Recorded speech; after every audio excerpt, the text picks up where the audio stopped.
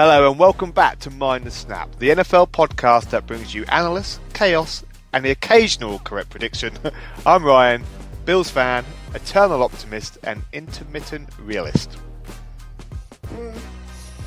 And I'm Lee, Bears fan, love of a throwback jersey, and also intermittent realist. A lot of emphasis on that intermittent, isn't there? Today is part one of our wrap-up on an absolutely wild 25-26 NFL season, and we are doing it properly. We're talking the highs, the lows, the how on earth did that happen moments, and the takes that age like milk in Arizona sun. We'll also be handing out our very own Snappers of the Year awards, the prestigious, highly sought after, completely unofficial awards that absolutely mean more than they should. Then we open the vault. Part 1 of our prediction graveyard, weeks 1 through 6. The early optimism, the confidence, the delusion. And I'm pretty sure I was right about everything. I'm pretty sure you were not. Well, fine, some things, maybe. After that, we're kicking off our part 1 of our divisional predictions review. Starting with the North divisions. AFC North and the NFC North. Some of us were bold, some of us were reckless. And somewhere in there, we've got not one, but 2 quick-fire rounds. There's no safety nets, no overthinking, just vibes. And of course, our new section, the Friend Zone. We're shouting out some of the amazing guests who joined us this season, brought knowledge, brought chaos, and in some cases, way outperformed their own predictions. Man, that's rude. Accurate, but rude. So strap in, grab a pint, settle in for the nostalgia, the accountability, or lack of, and the nonsense. It's the 25-26 season wrap-up, awards, receipts, redemption arcs, and reckless takes. As usual, this is Mind the Snap.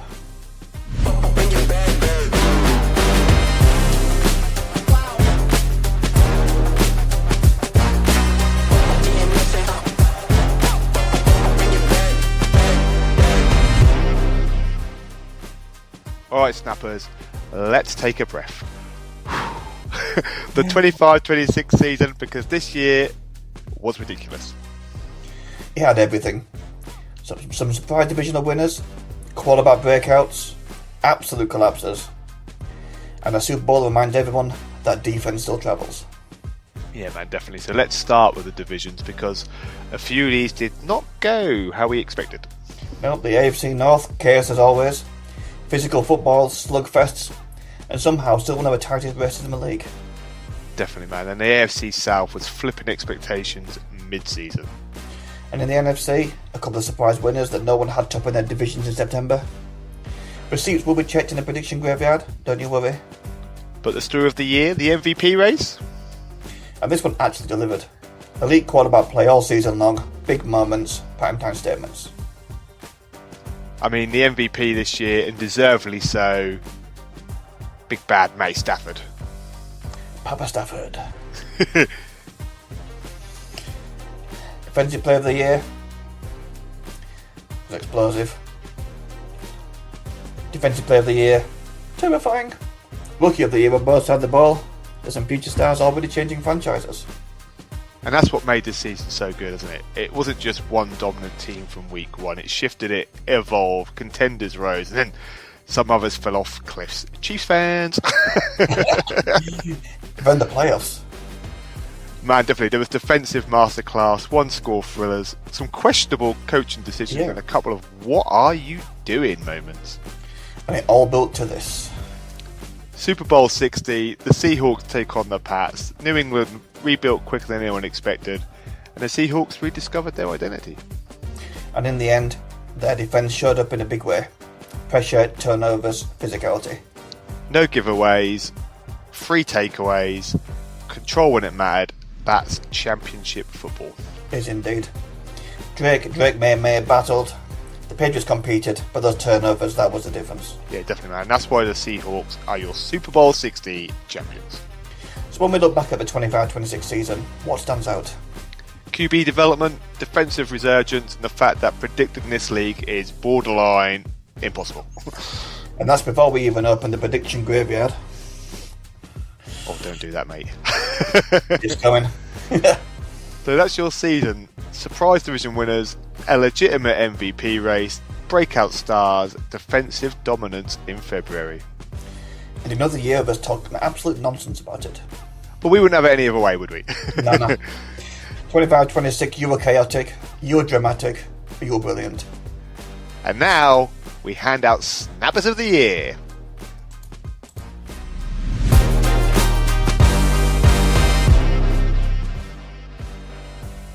Right, Snappers. These are our Snappers of the Year awards. And before we go through them, this is just our opinion. Yes, indeed. Don't beat us up. Don't come for us. This is... They'll never know that they are our Snappers of the Year. Exactly. And these are based off very much UK banter, to say. So our award one, the Bag for Life Player of the Year award. So this is for the most reliable all season. So for me, every week this guy showed up, pretty much carried his team like a little bag stuffed with around 17 items. It's my boy. It's Joshy Allen. Boring. Yeah. Let's have a look at the down the list here. Josh Allen. No. Yeah. So, but I think if he played for my team, I'd be insufferable too. But I'm going to C-Mac. For him to put those numbers up with the injuries the 49ers had, like week to week, you never know who was going to throw the ball to him, what routes he should take, and who's going to help block. It's magic, man. I think for both of them as well, both good shouts. I mean, obviously, I've got a lot of love for Josh. That man can do no wrong in my eyes. So, and C-Mac, as we went through all the NFL honours, a couple of weeks ago now, he was pretty much up for almost everything, wasn't he? He should have had him up for even Coach of the Year. So, next year there'll be a C-Mac of the Year award. Yeah, yeah, it'll be known as the C-Mac award after that. Yeah. Yeah, so on to our next award. Award 2 is the Cold as a British Summer Award. This is for the superstar who went missing. So now, you know, when you get excited for summer, and then it rains for 90 straight days, that's this player. For me, it was Saquon. For all the expectations, for all the hype, for the way he played the year before, he just didn't deliver. No, I agree, man. It was definitely not his best year. I mean, I don't know if teams just sort of sussed the Eagles out and knew how they were going to play offensively. I know they had a new offensive coordinator, but it just didn't happen for Saquon, did he? And keeping it on the Eagles theme, I went AJ Brown, because coming into the 25 season, everyone had thought that he was one of the top receivers in the league, and he's got over 1,000 yards in most seasons, but this year he was nowhere to be seen for me. No, but you say about Saquon, and they might have figured them out. What about Derrick Henry? He's done the same thing for years. Yeah. And no one's figured that out yet. No, he's just you're never stopping that, man. Yeah, so it's there, isn't it? It's just, in the big moments, you want the big player to deliver. And you can say that people figure them out, but they get paid the big bucks. And if they paid the big bucks, then you need to adapt. Yeah. Maybe he was just unlucky. Maybe I'm being harsh on him. Maybe it's just one of those years that just didn't click for him, bless him. Yeah, that's very true. Very true. So, on to Award 3, the What Were You Thinking moment. This is either one of the worst decisions or worst players. Well, what were your thoughts, Ryan? Dolphins fans, I have no hate towards you, I promise. But given Tua that mega contract, and then he just has the season that he had, they made him the highest paid player in franchise history. Then what follows? He led the league in interceptions. He threw 3 picks in back-to-back weeks. Overall, he had an outright disastrous season. Yeah, that's a huge what were you thinking given that deal before the season moment. Yeah. Dolphins front office.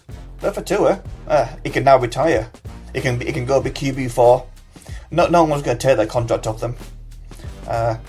He's got a guarantee in there, so even if he goes to play somewhere else, they're going to pay him off. Yeah. He could just sit there on the practice squad if he wants to. Yeah, but I think for me, You could think pretty much any play by CJ Stroud against the Pats. Man, he was lost, weren't he? He's like a deer in headlights. Yeah, That that was a like a documentary series on what not to do as a quarterback. Yeah, that was like they got a guy off the street. Do you reckon if the Broncos backup QB Stidham had played for the Texans in that game, I'm sure he would have had a better game than what CJ Stroud did in that one. We talk about Tua getting his mega contract. I'm thinking he might have played better than Stroud could did in that one. He was gone, weren't he? I mean, I felt a bit sorry for CJ Stroud in that game against the Pats. Someone was like, someone take him out, because he was not completing a pass in that game to save his life. And they weren't even close, were they? It was just, yeah. And then, yeah, the Pats defense was good, and they swarmed him. But then when they didn't swarm him, and he got in the pocket, he still threw a pick. It just weren't happening for him, was it? Yeah. He looked like a high schooler. But apparently he's coming back as a new man this season. So next year we'll look forward to DJ Stroud.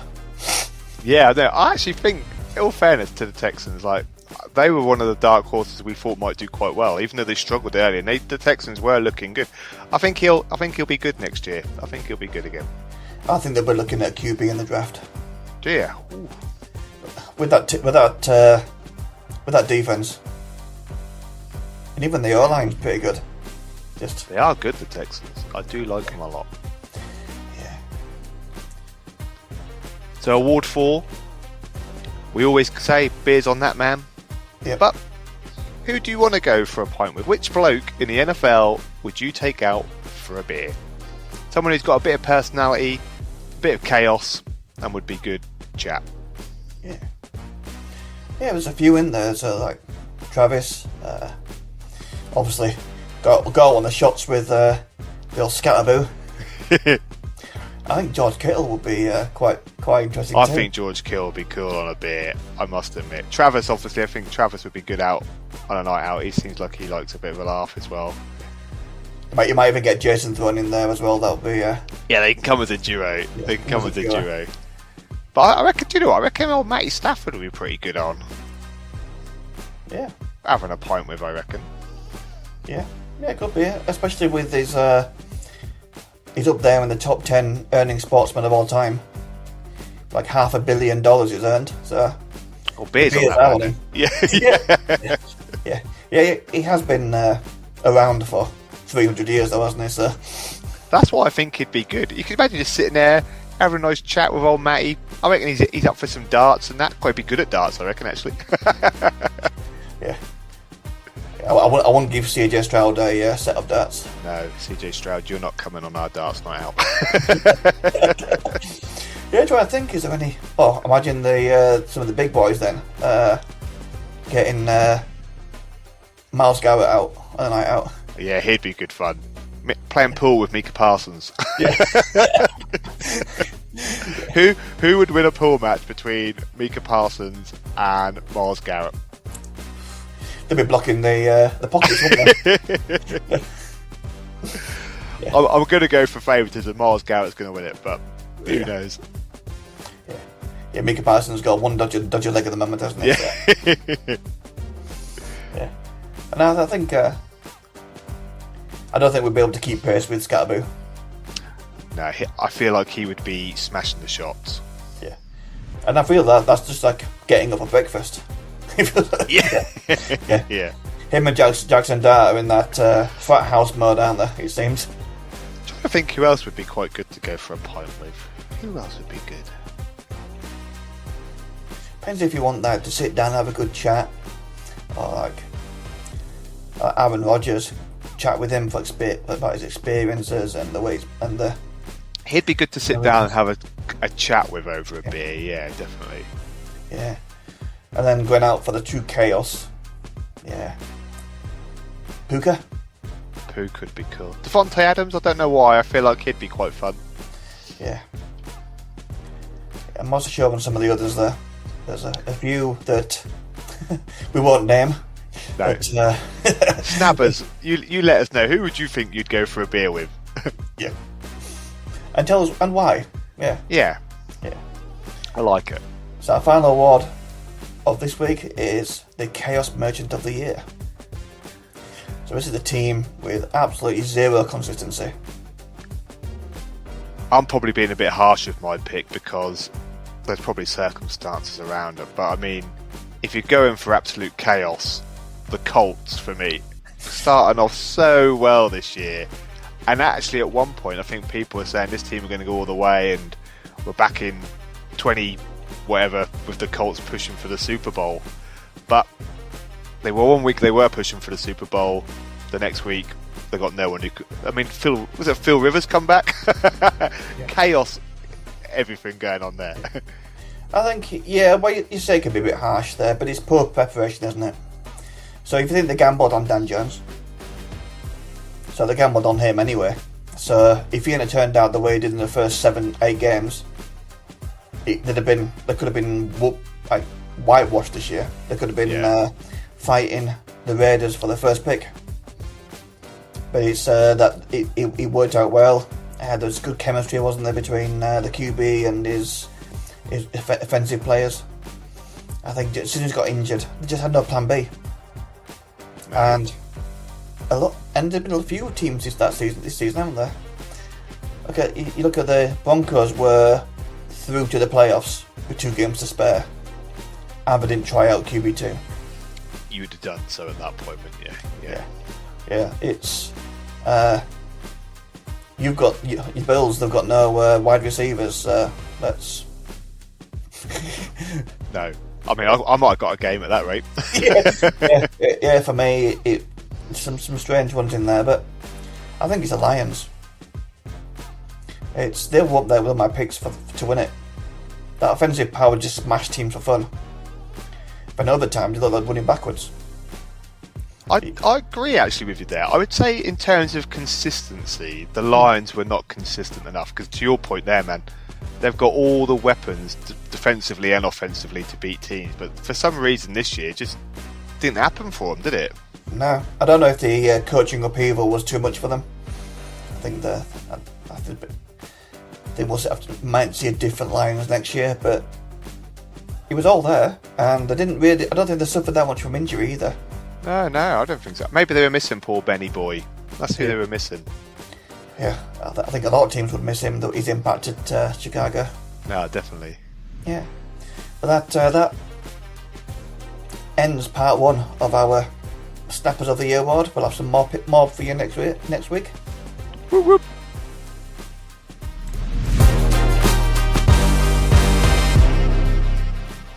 So a section that we've been dreading. Going back through and being accountable. This is our Pick 6 Graveyard, part 1. Surely we're on 100%. Yeah. The one we're dreading, saying that we got all our predictions right. Thank you very much. See you next week. Was not something we could ever say. This is part 1, reviewing just some of the great choices we made in the first 6 weeks. So the first week here, Ryan with a clean sweep. All 6 correct. And then our guest Victoria with a very respectable 4 out of 6. In all fairness to Victoria, the 2 she got wrong. Oh, yeah. Could have gone either way, really. Lions versus Packers, Ravens versus Bills. The Ravens and the Lions could have both won those games. Yeah, exactly. Yeah, and they were difficult to do that. Yeah. You only got a clean sweep because you said Bills every week, even when they weren't playing. If Bills had gone 17-0, then I'd been on the right roll. Exactly. But the upset of the week out of our choices here was the Chiefs versus Chargers. It was a game down in Brazil, wasn't it? It was. I think it was the first one for the International Series, wasn't it? And a shock win for the Chargers. I must admit, the Chiefs coming off a Super Bowl appearance, mind you, and everyone I've probably thought that they were going to get the win here in the opening game of the season on a neutral ground, but the Chargers proved everyone wrong. Exactly. Apart from you and Victoria. So yeah, deep down I knew. Yeah. It's just because you wanted the Chiefs to lose on that first I week. did. That's more that I wanted them to lose. Yeah. So on the week one there, Ryan took a commanding first win with a 6-2 dominant victory. So you start. That's how we start there. Week 2, a little bit different there. It's I made a respectable comeback with 5 out of 6. Yeah. How did you get on with that week, Ryan? Another 6. I mean, 2 weeks in, I'm almost thinking that I'm psychic. Exactly, and extremely respectable 5 out of 6 for our guest Will. Although his slightly orange tinted glasses took him from being a clean house. I actually think, looking back on this, I might be wrong, so anyone listening, correct me if I'm wrong. I'm sure the Colts won this with like a last second field goal. Yeah. If I remember rightly, because it was with like a second to go or something daft like that. 'Cause I remember between myself and Will, it would have gone either way for us. Who would have got 6 out of 6? Yeah, it was right down to the last second Yeah, on there. Yeah, so that Broncos versus Colts there stopped Will being our first clean sweep guest. Yeah, I just remember Blue just fainting underneath the goalposts. yeah. Did you remember? Yeah, I can sort of picture it back now. And I must admit, like the start for the Colts there, like they were on fire, weren't they? In them opening weeks, Yeah. so Yeah, they looked a different unit, didn't they? Yeah. So week 3, a bit more respectable. Yeah, how'd you get on, Ryan? mate, this is where it starts to fall apart after the opening 2 weeks. Quite happy with a 3. I took a 3. Yeah, and Nicole from the Name One Player podcast, a good strong 4 there, but didn't beat my clean sweep. But for me to take my first victory, putting it back to 1 and 2 I'll against tell Ryan. you what though, man, if you were to look back on our as a group, our first 3 podcasts, we had a clean sweep of pick 6s. Pretty good Exactly. go. Exactly. And the one that got people was Lions versus Ravens. That's what we're talking about in the inconsistency, wasn't it? That for me, it's they showed up that week. Yeah. They were good. Yourself and Nicole went for the Ravens, but was that the week that Lamar got injured? I think so. Yeah. Might be wrong again, snappers, but I think so. I mean, it's a hard game to pick, that one, isn't it? Lions versus Ravens. Again, 2 big teams, but to your point there, this is where probably a game the Lions needed to win at that point. And Yeah. Exactly. Moving on to week 4. This was not a good showing. I don't think we done ourselves proud here, mate. No. You only got a point because you got a bit of love for the Rams. Yeah, that is literally it. I got 1 point that week. All because, to your point, I had a lot of love for the Rams. Yeah. And I chose my Bears and the Eagles to beat the Bucks. But we had 2 guests on who tied with 4 apiece, Leo and Jackie. There were no bragging rights between the 2 of them. I think we're looking at their predictions. They actually predicted everything the same. Oh. Boring. Yeah. Yeah, though. But between the 2 of them, they were never going to bet against the Eagles or the 49ers, were they? No, exactly, yeah. Exactly. Yeah. I'm surprised about for the Rams there, being 49ers. Yeah, but... That week, though, that game, everyone picked the 49ers, and this is probably where the Jags actually start surprising people, because everyone thought the 49ers were going all the way, and the Jags... That just proves how well the Jags done last season, winning a game like that. I don't know if this again, it's when they clicked. Was it Mac Daddy came in? I think maybe, yeah. Yeah. But no, it's yeah. Less said about that one there, but a disrespectful 2 points to 1 levels up the scores between myself and Ryan after week 4 at 2-2. The next week, though, It gets worse. that's worse. the game we highlighted of the week, Pats versus the Bills. This one shocked me a little bit because the Bills at this point are 4-0, pushing for that 5-0. The Pats at this point, everyone thought after the season before that they weren't going to do nothing, and what a win for the Pats. Yeah. To beat the Bills in Buffalo as well in our last season at this point. So everyone thought this was a given for the Bills, and the Pats come up and take the W. This was definitely a hell no Buffalo, wasn't it? It was. And it's fair to say I was ripped in the group chat. A little bit. Yeah. Even more so that I got 0 that week. Yeah. I had a respectable 3 out of 6 in that one there. But again, we went... we should have learned from last week after the 49ers. We thought they got beat by the Jags. The Rams on good form. But now the 49ers So they pulled out the bag, yeah. Who would have thought the Titans would have beat the Cardinals that week? The Panthers, who we thought were rubbish, end up turning over the Dolphins. Yeah. The Saints and the Giants was almost like, we don't know who's going to win this one. It was tossing a coin, wasn't it? You went Giants, I went Saints. So that was it. That was the only... I think same with the Titans and the Cardinals, wasn't it? It was a toss of the coin. Yeah. Yeah, who's worse than the other? Yeah. So with that 3-0 victory, I take the lead with 3-2. Going on to our final week of this week's catch-up with our guest Raider Ross with a very good 3, actually. A respectable 3, I would say. Yeah. Yeah. His boys, the boys in black came through for him, beating the Titans. Again, you think the Titans, after a good win against the Cardinals the week before, Raider Nation came to town. Boom.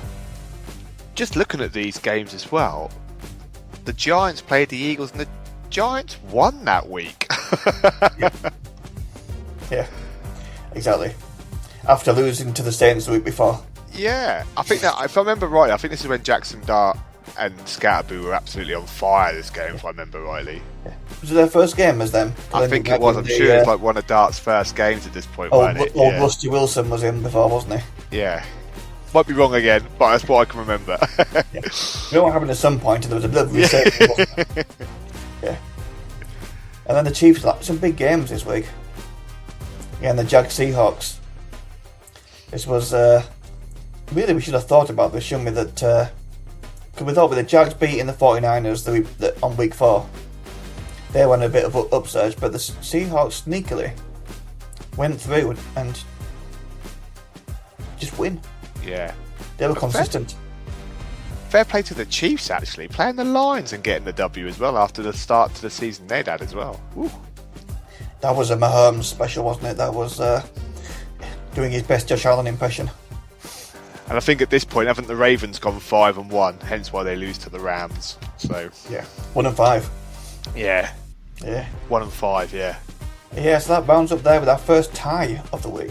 That's 3-3 in our predictions there. So as we leave this after week 6, I'm 3-2 to the good.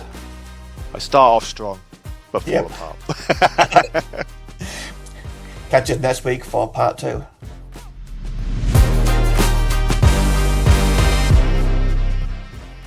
Alright, Snappers, this time you can laugh at us even more as we're going to have a look at our divisional predictions. Part 1. Yep, so we're starting with the North today. So the NFC North.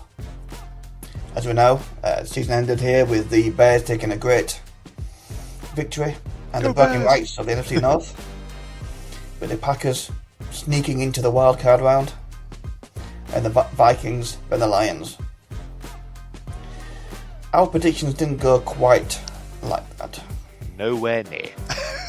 Yes. So we didn't actually get a single position correct. We are so bad and so out that if you turn our predictions upside down, we get them right. Yeah.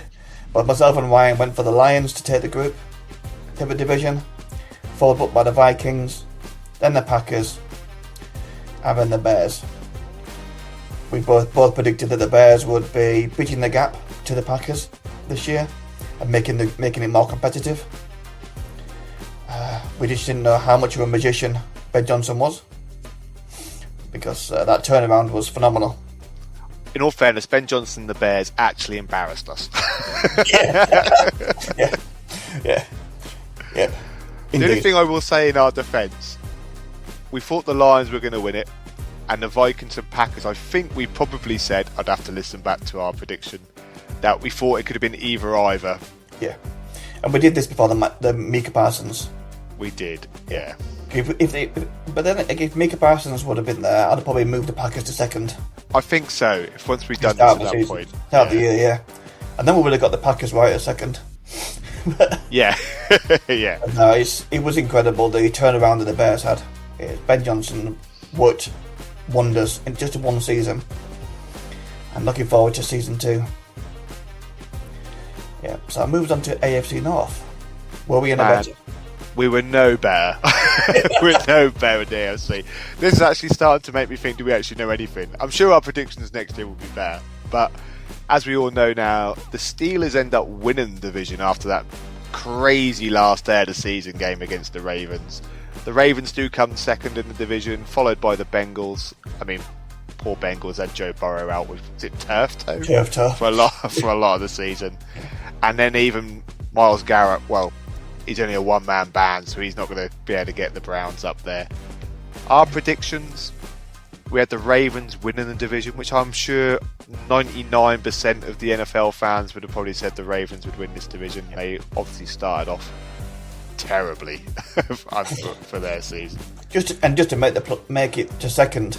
They done well, didn't they? To put almost into the playoffs. Yeah, what's that one game against the Steelers and they would have been there. Yeah. The Bengals in second place we had. Again, we thought with Joe Burrow, Jamar Chase Brown, etc., that they would have been a force. But I do think that if Joey B would have kept out of an A&E, then he might have got second there. Similar, I think. Again, they'll be up there again next year, I reckon. Yeah. We had the Browns in third. Yeah. We obviously thought, and we had this. Can you believe? Same as the Bears league, we had the Steelers last, but they actually won the division. Then we were going off the poor season at the Jets, wasn't it, for Aaron's? Yeah, that's what we didn't think it was going to happen for them to be at the Steelers. And we knew they had a good defense, but we just couldn't see the offense clicking, could we? No. So again, Aaron Rodgers, you embarrassed us as well. Yeah. All about the years. Yeah. And brought the tears. Yeah, so tune in next week to hear our equally good predictions. We must have got one division right, surely. Yeah, on the South.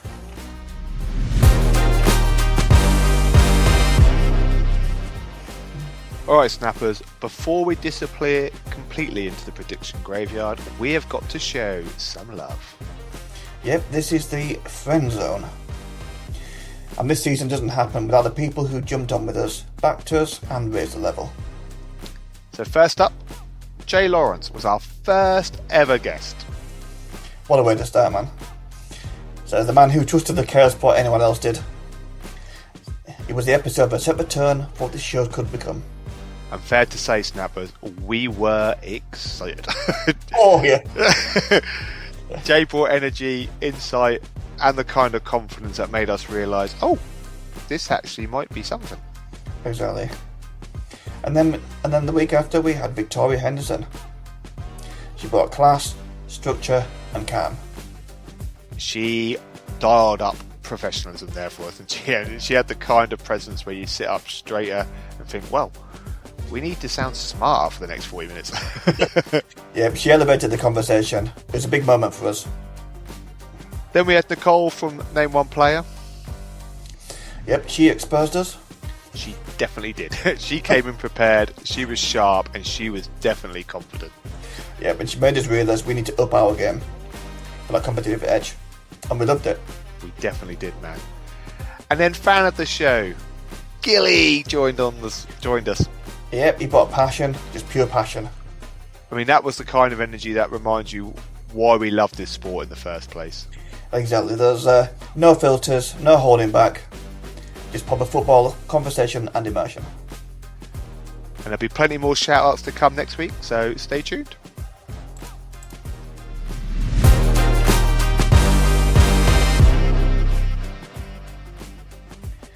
Welcome back, Snappers. This is a little bit of fun. We thought we'd have a little quick fire round, asking each other some questions here.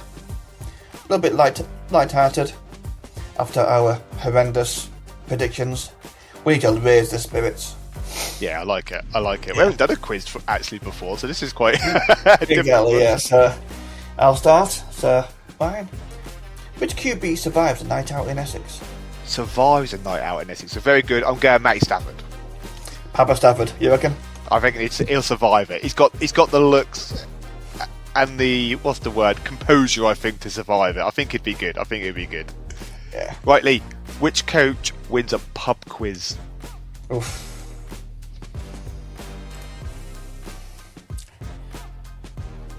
I'm gonna go Ben Johnson. Oh, I bet he'd be good actually. Yeah. Yeah. So you look at some of his players, and he's the kind of guy that just come from nowhere, don't they? The imaginative, creative. You just imagine him just pull out that random answer about a small church in Tibet. I think it'd be good. Yeah, I like that. I think it'd be good. Yeah. Okay. How about one NFL rule you'd steal from rugby? One NFL rule you'd steal from rugby. So this is the rule that I'd steal from rugby to put in the NFL. Yeah. I tell you, I thought about this before.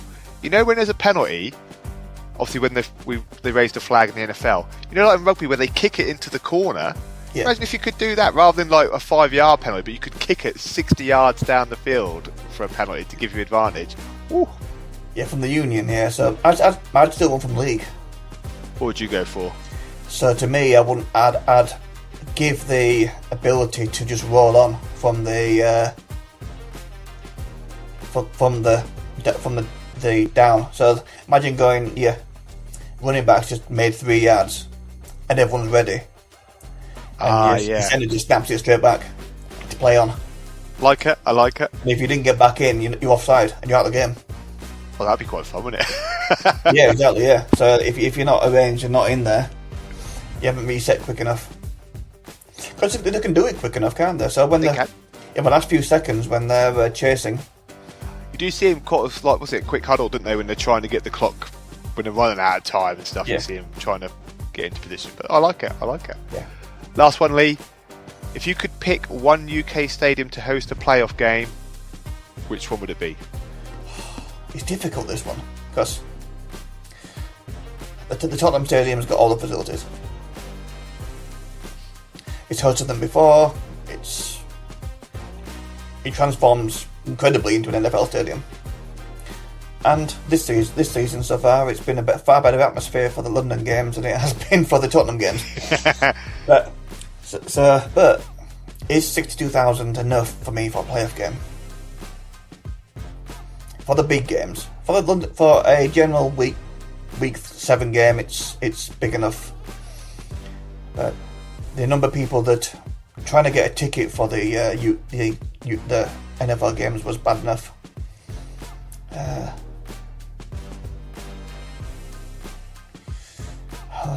So you're not having it at Craven Cottage then? Yeah. I'll tell you what would be a good atmosphere. Selhurst Park. I know it's smaller, but because it's so compact in that, I think atmosphere would be good. Atmosphere would be good, yeah. It's dreadful to get to. It's 20 trains and 4 buses, but yeah. I'm trying to think, maybe like UK Stadium. Maybe something like Celtic Park. Yeah, that'd be pretty cool, wouldn't it, actually? That'd be pretty cool. I'm looking at the way they had it in Ireland, where they went at Croke Park, weren't it? When they were mental over there. Imagine Millennium Stadium? Yeah, because the passionate fans over there, it's thinking about to get for the rugby, and even when I had the FA Cup there and things, and the League Cup there, it seemed good. I used to like when the finals were there, yeah. Yeah, it's like the atmosphere at some of the other grounds is a little bit difficult. Like St James's Park's a big one, and the passionate fans, but it's only made for one side. Yeah, it's difficult to hear the away fans and the aspects. So you're taking a section of your stadium out, aren't you? I know it'd be really good. Carrow Road. End of conversation. And I think, maybe Sandy Park. I think that they like European nights get bouncing, don't they? That would be a good one. Yeah, and they are passionate about their egg chasing, aren't they? If they show the same passion for the US egg chasing as they do the Calcutta Cup, then it'd be a banging night there. I'm all for that. That sounds a good one. I like it.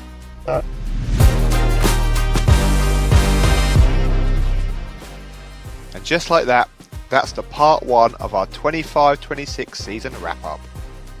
Awards handed out, takes exposed, prediction receipts pending. If you've been with us from week 1, we thank you very much. Yeah, and if you've been from week 1, why? No. And if you jumped in somewhere during the chaos, welcome to the madness. We've absolutely loved building the Mind the Snap this season. The interaction, the debates, the disagreements in the comments. Some of you were very brave in the comments. And we love you for it. Exactly. And if you want to keep the competition going, and you should, here's where to find us. On Twitter, at MindTheSnapPod. On TikTok, at MindTheSnapPodcast. And on Instagram, at MindTheSnapPodcast. Follow us, tag us, argue with us. We're here for it all. Yep. And before we go though, we have got something big. Yep, Mind the Snap is growing. We want to give a massive Snappers welcome to the newest member of the Snappers community team. It's Jess. Yep, Jess will be joining us to help grow our social presence. Well, actually do our social presence, because bring some structure to the chaos and make sure that the world sees what we're building. She's creative, she's organised, and she's already told us some of our posts need, well, let's say, some work. Which is fair. Yeah. So Jess, welcome to the team. Yep, a big Snappers welcome. Season 2, we are levelling up. Yep, so this has been Mind the Snap. Analysis. Chaos. And occasionally correct predictions. And We'll see you next week.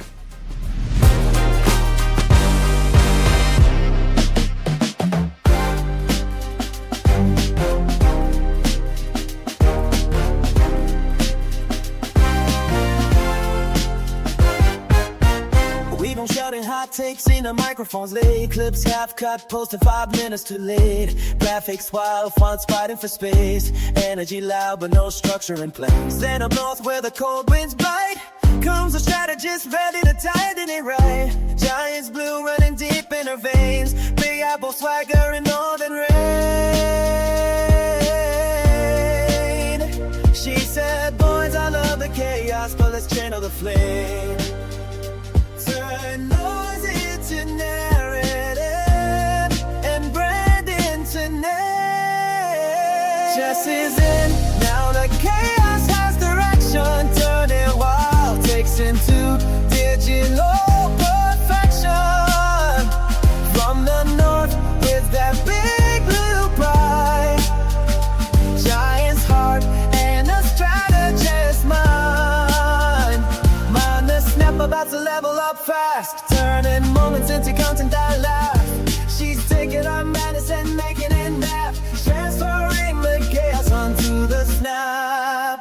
We've got brick wall energy, spray paint vibe, season 2 plans and a growing tribe. But every empire needs someone who sees how to turn hot takes into strategy. Reels cut sharp, captions clean, consistent tone, cohesive scene. From TikTok's grow the money feed, she's building structure, lightning speed.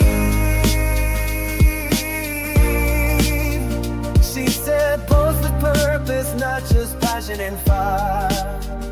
Let's build something bigger, something higher.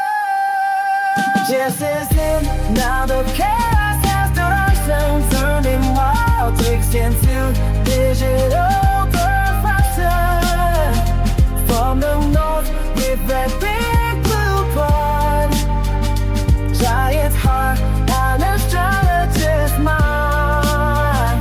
Mind a snap about to level up fast, turning moments into content that lasts. She's taking on madness and making it rap, transferring your chaos onto the snap.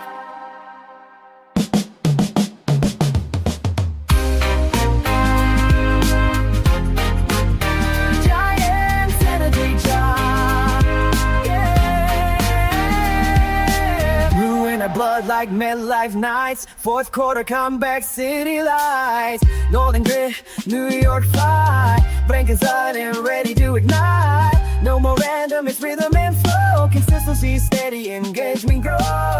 Chance control but never confined. Structure built for a long-term climb. Just slip in, hear the socials clap. From strategy decks, see the content recap. Mind a snap, stepping into its stride. With Giants grit and Northern pride. Season 2, yeah, this is the start. Brand on point and fire in the heart. From chaos to culture, from noise to impact. Just turn the snap into a plan that's